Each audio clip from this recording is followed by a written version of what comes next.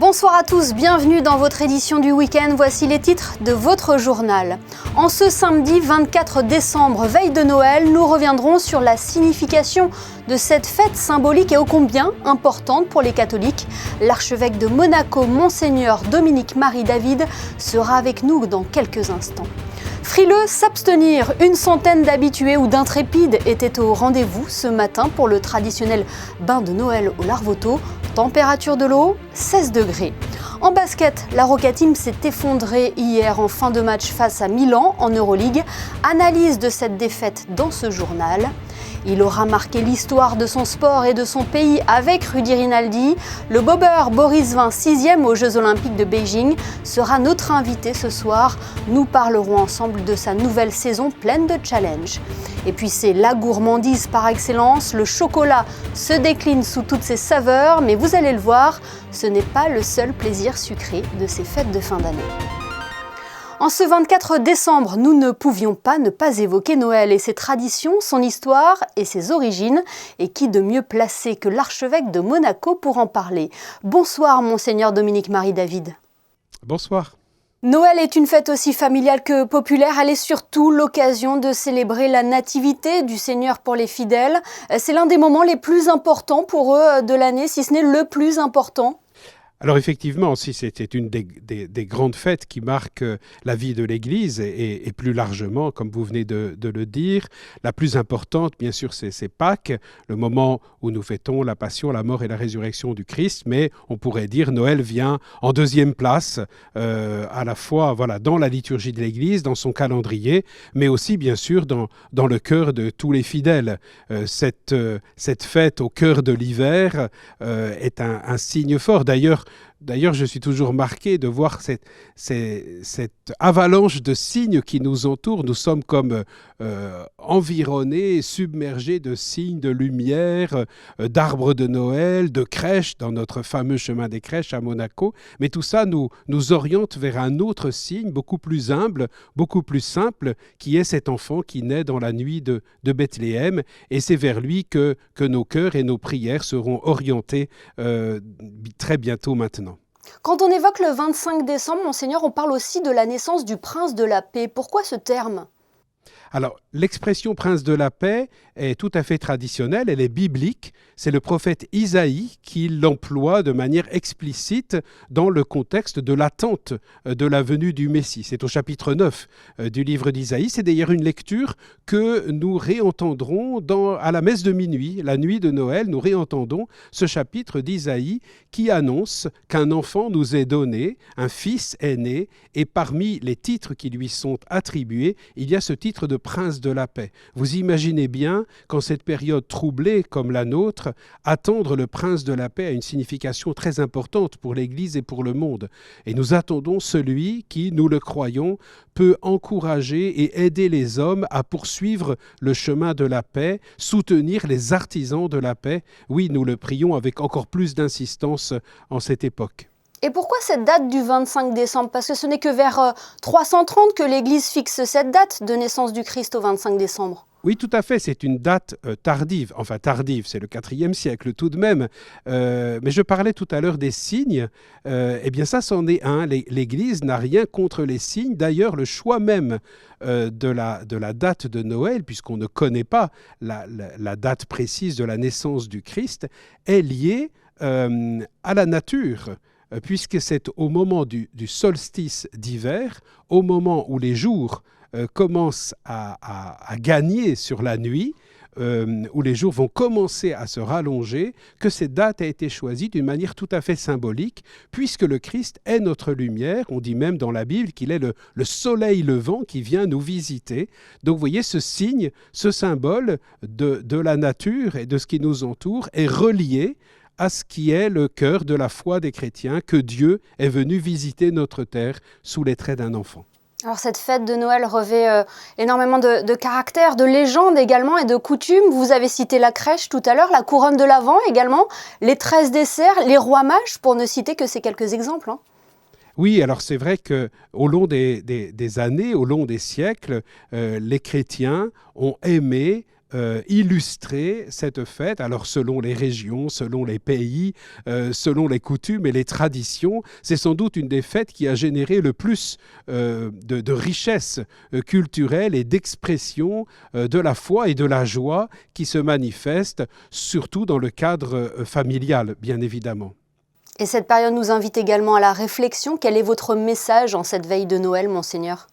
C'est un message d'espérance et de paix, comme nous l'avons déjà évoqué, puisque nous attendons le prince de la paix et celui qui vient nous donner l'espérance. Je crois que l'image et la réalité de ce petit enfant qui vient nous apporter la paix nous aide à ne pas perdre courage et à persévérer dans notre désir de servir la paix, à ne pas vivre un Noël individualiste, un Noël centré sur nous-mêmes, mais un Noël où nos cœurs s'ouvrent aussi à ceux qui ont le plus besoin.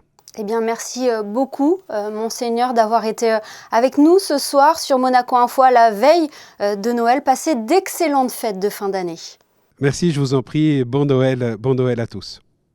Et notez également que la messe de la Nativité sera à suivre en direct sur Monaco Info demain à partir de 10h30.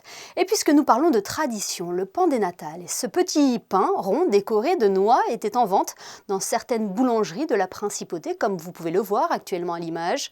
Cette tradition revêt plusieurs caractères, familial, social et religieux. Dans un tout autre domaine, le nouvel ambassadeur de la Principauté de Monaco auprès du Royaume des Pays-Bas, Frédéric Labarrère, a remis ses lettres de créance à Sa Majesté le roi Willem-Alexander des Pays-Bas dernièrement. La cérémonie s'est déroulée au palais Noordende, le palais de travail du roi à La Haye. Alors que certains s'accrochent à leur manteau, d'autres ont bravé la fraîcheur ce matin pour le bain de Noël. Une centaine de courageux s'est jetée à l'eau du côté du Larvoto, dont notre journaliste Juliette Rappert.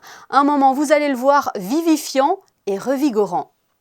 Par un matin du 24 décembre, une température extérieure de 14 degrés, l'association Les Amis du Bain de Noël s'est donné rendez-vous pour une baignade à la fraîche.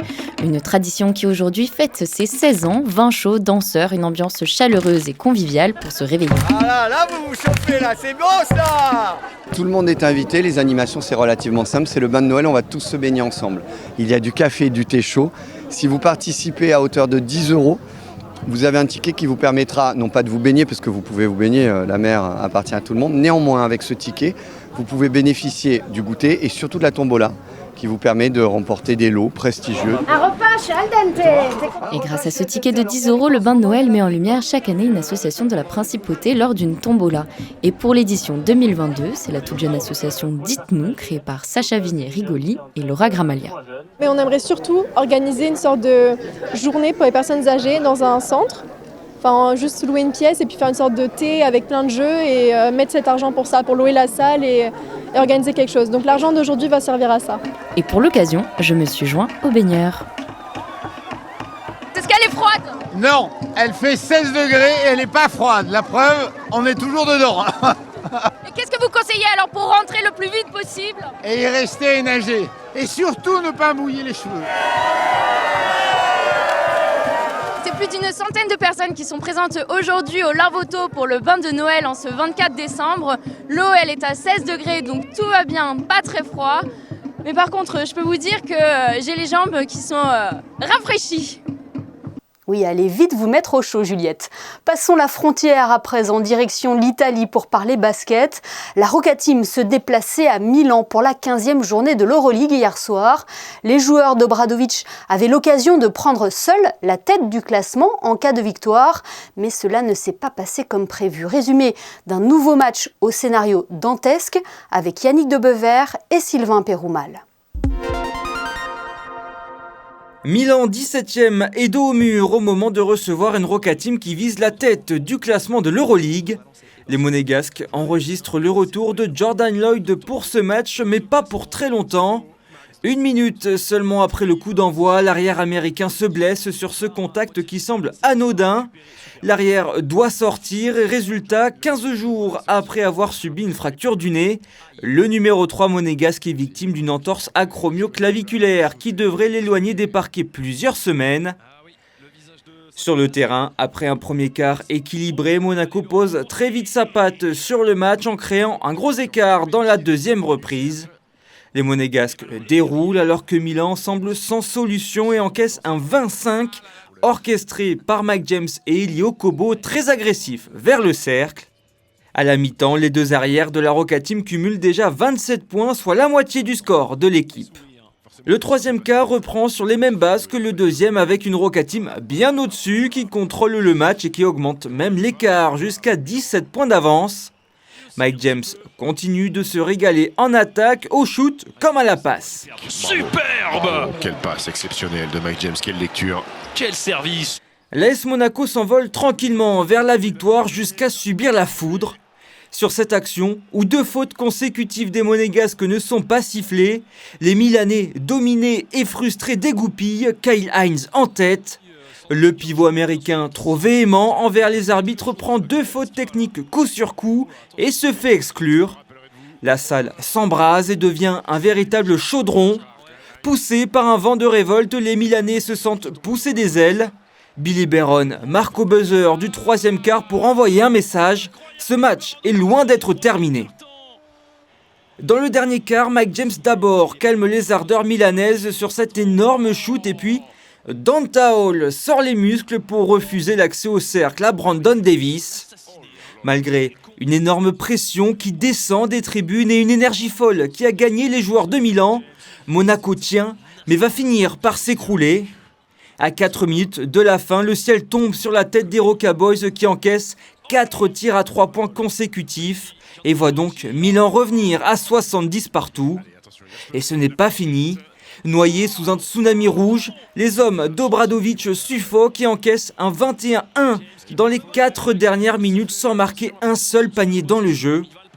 Milan est revenu de nulle part pour s'imposer 79-71 face à une équipe monégasque qui peut nourrir de grands regrets. Ouais, c'est très frustrant, surtout qu'on avait le match en main.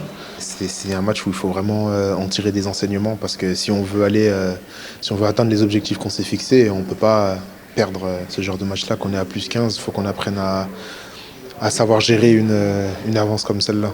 Si l'on jette un coup d'œil au classement, on se rend compte que cette saison d'Euroleague est plus serrée que jamais. 5 équipes se partagent la première place et 10 équipes se tiennent en 2 victoires seulement. Chaque match et surtout chaque point. Et prochaines échéances pour la Roca Team mardi prochain à Fos-sur-Mer pour le championnat, puis le 29 décembre à Gaston-Médecin avec la réception de Kaunas en Euroleague. Ils nous ont fait vibrer avec leur 6e place aux Jeux Olympiques de Beijing en février dernier. Rudy Rinaldi et Boris Vian avaient alors signé un résultat historique, tout simplement la meilleure performance olympique de Monaco à des Jeux d'hiver. Depuis, Boris Vian a repris le chemin de la compétition sans Rudy Rinaldi qui a été contraint pour des raisons multiples à mettre un terme à sa carrière, mais avec de nouveaux coéquipiers, toujours sous la houlette de son entraîneur Bruno Minjon. Boris Vian nous fait l'amitié d'être avec nous ce soir. Bonsoir Boris. Bonsoir. Comment se passe votre début de saison ? Plutôt pas mal. Là, on est parti sur un nouveau projet, donc je commence à piloter. Donc on est en plein apprentissage de toutes les pistes et là, on est déjà à la mi-saison. Ouais, on peut dire que c'est une nouvelle page du Bob monégasque que vous écrivez après le départ de Rudy Rinaldi. Hein. Alors ouais, le livre était plutôt beau, donc il va falloir travailler très dur pour pouvoir en faire un aussi beau que ça. Il y a du travail et on est prêt. Ouais. Vous l'avez dit, vous avez changé de poste, vous pilotez désormais, c'était une ambition de votre part ? Oui, ça fait plusieurs années, pour rien vous cacher, depuis les JO de 2018 à Pyeongchang. J'avais vraiment envie de piloter, mais je voulais quand même finir avec Rudy jusqu'à Pékin. Donc on était parti sur ça et là juste après les Jeux, j'ai mis le cap sur le pilotage. Et c'est compliqué ? C'est pas simple, c'est vraiment un rôle différent. Derrière, on est un petit peu moins impliqué dans la descente en tant que pousseur. Là, il y a, je dirais, un petit peu plus de travail, surtout quand on commence. Il faut connaître tous les virages par cœur, les entrées, les sorties. Et ça demande beaucoup plus d'implication, notamment sur la première année. Un mot sur vos compagnons d'aventure qui vous accompagnent cette saison désormais, Antoine Riou, Arthur Prévost et Kylian Vatrican. C'est ça, il y a aussi Martin Diouf. Écoutez, on est une belle équipe de jeunes avec Antoine qui tient un peu l'expérience. C'est sa 4e année de Bob. Donc c'est lui qui essaye de faire passer le flambeau à tous ces jeunes pousseurs. Donc on est un groupe avec plein d'ambition et voilà, ça se passe plutôt bien. C'est l'opportunité aussi de pouvoir aussi évoluer en bob à 4. Hein. Exactement, alors c'est pas le projet final, hein. Nous ça restera sur du bob à 2, mais on a déjà fait une course là, à Lillehammer en Norvège début novembre et ça s'est plutôt pas mal passé. Ouais. Justement, quels sont vos objectifs cette saison, Boris ? Alors cette saison, l'objectif principal c'est d'emmagasiner un maximum d'expérience, d'aller apprendre plusieurs pistes. Le programme il est fait sur 7 pistes pour nous cette année. Donc il y a les championnats du monde à Saint-Moritz la dernière semaine de janvier. Ça risque d'être un peu juste pour une première année, mais la qualification a déjà commencé. Elle se finira la 3e semaine de janvier. Donc pourquoi pas, c'est des choses à prendre, hein. C'est de la belle expérience. Boris, est-ce que vous ressentez encore l'émulation qu'il y a eu autour de votre 6e place historique aux Jeux Olympiques de Pékin en février dernier ? Alors oui, par contre il a fallu tourner vite la page parce qu'on aurait pu surfer sur cette vague qui était tellement belle. Maintenant quand on recommence un projet et qu'on part à zéro, il a fallu tourner la page et se concentrer très vite sur ce qui se passe aujourd'hui. Vous en reparlez encore entre vous ou en compétition ? Bon, bien sûr, hein, ça a été pour nous le moment phare de notre carrière pour l'instant. Donc c'est des beaux souvenirs, ça nous motive, ça nous donne envie de faire mieux et d'aller chercher les Allemands, pourquoi pas. Ça c'est l'objectif final. Oui, il y a encore d'autres belles pages à écrire, Boris. On l'espère, ouais. Et c'est ce qu'on espère aussi pour vous. Merci infiniment d'avoir été avec nous et puis passez de belles fêtes. Merci à vous de même. C'est l'un des plaisirs sucrés des fêtes de fin d'année par excellence. Le chocolat se décline sous toutes ses saveurs pour le plus grand plaisir de nos papilles.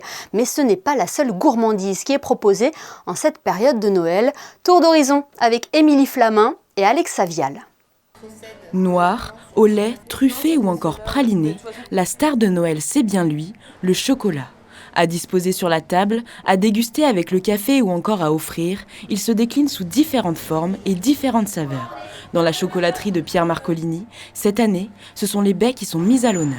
Alors cette année, Pierre Marcolini nous emmène dans la forêt pour nous faire découvrir les trésors que nous offrent nos arbres, avec notamment les marrons, les baies de cassis, les baies de grenade, les fleurs d'acacia et même des baies de genévrier. Il a symbolisé pour cela cette année des feuilles de houx, qui sont en fait des bouchées délicieuses au praliné croquant avec une fine couche de caramel au beurre salé et une pointe de baies de cassis. Et il va décliner toute la collection sur la base de ces baies jusqu'à arriver à cette magnifique couronne. Toujours de la même collection mais sans chocolat cette fois-ci, avec une gourmandise qui a fait son apparition il y a une quinzaine d'années sur les tables de fête, le macaron. Pierre Marcolini a créé 2 macarons pour Noël, qui est à la fois, le premier en fait c'est du marron, avec des baies de cassis. On les aperçoit en fait entre les 2 coques.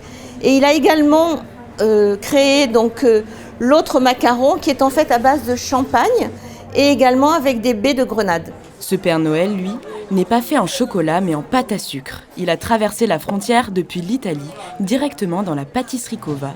Et sous sa barbe blanche se cache un panettone.